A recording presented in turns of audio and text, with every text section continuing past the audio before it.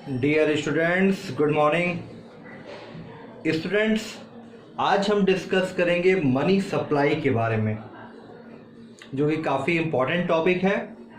आइए स्टूडेंट्स, इसके डिफिनीशन को पहले देखते हैं क्या दिया है इसमें।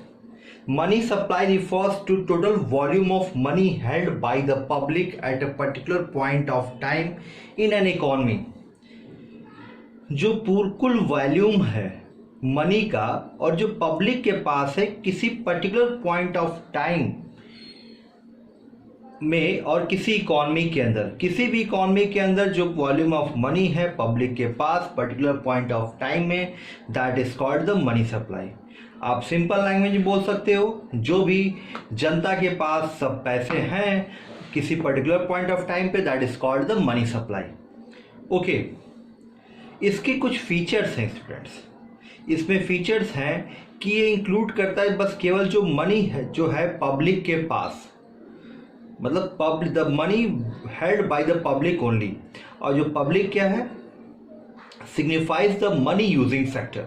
जैसे कि हम लोग क्या करते हैं, मनी का यूज़ करते हैं ट्रांजैक्शन मोटिव के लिए, प्रिकॉशनरी मोटिव के लिए, डिफरेंट चीज़ों के लिए हम लोग मनी का यूज़ करते हैं रोज़मर्रा के यूज़ के लिए।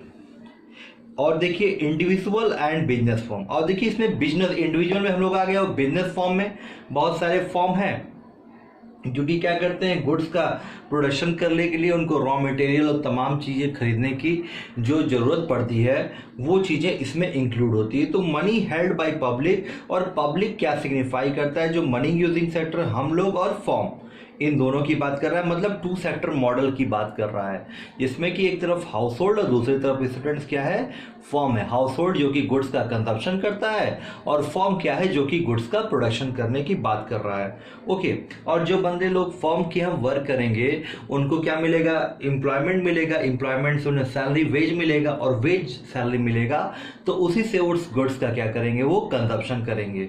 Okay, it does not include the money creating sector, that is the government and banking system as a cash balance held by them।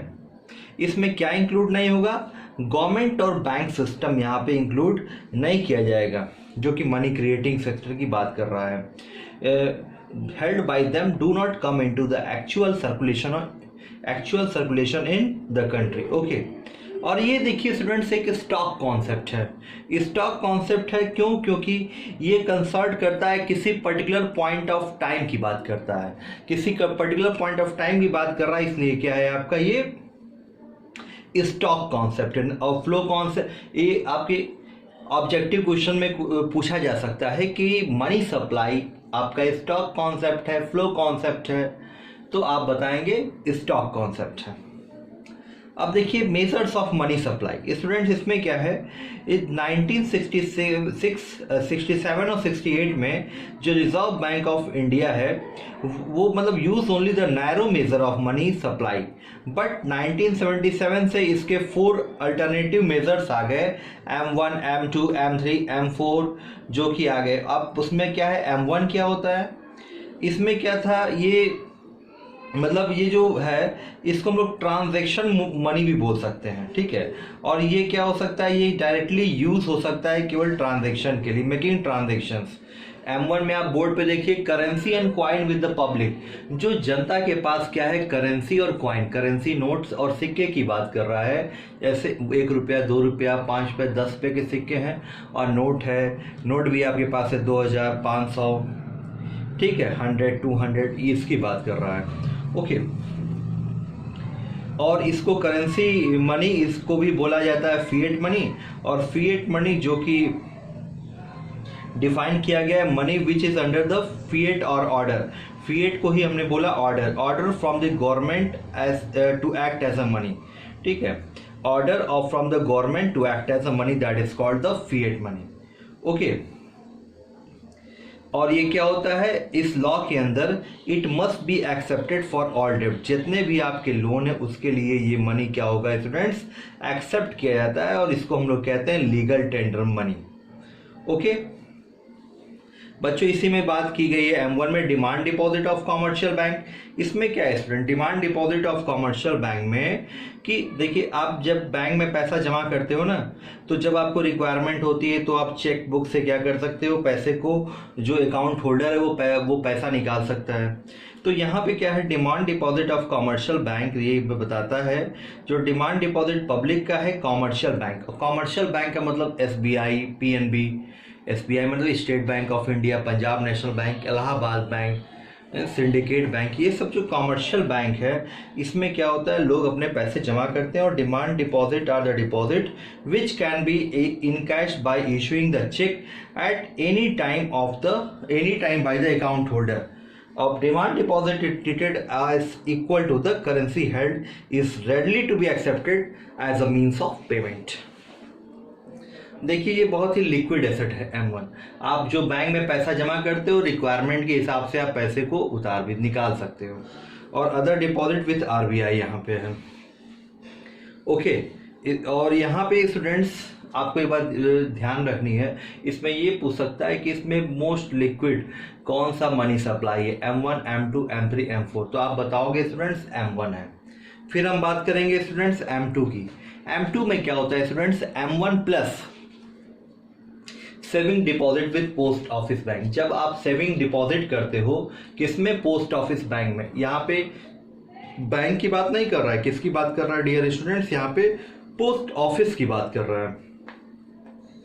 यहाँ पे मतलब ये saving deposit with post office bank is not withdrawable by cheque, so they could not be place under the demand deposit with bank as a result of the MU was evolve.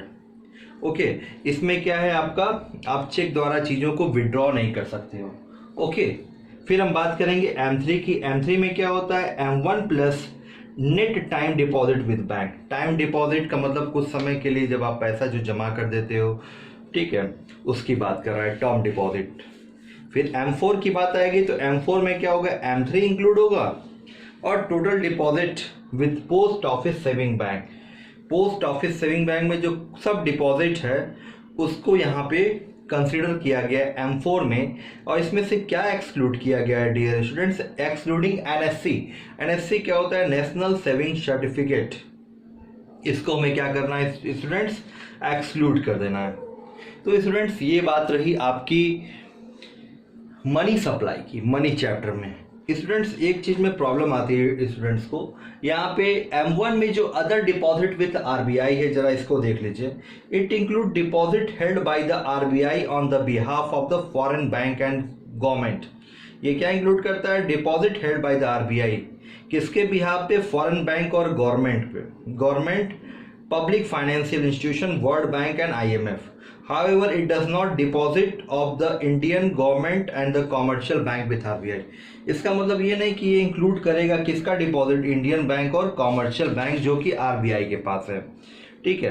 तो other deposit RBI constitute a very small portion of M1, therefore they do not have a significant role in the play of the monetary policy formulation। मतलब other deposit with RBI का यहाँ पे बहुत ही कम role है, बहुत ही न के बराबर रोल है। ओके, इसमें क्या नहीं इंक्लूड होता है, does not include the deposit of Indian government and the commercial bank, okay, जो कि RBI के पास है। Okay students, I hope this topic is clear to you all. Thank you.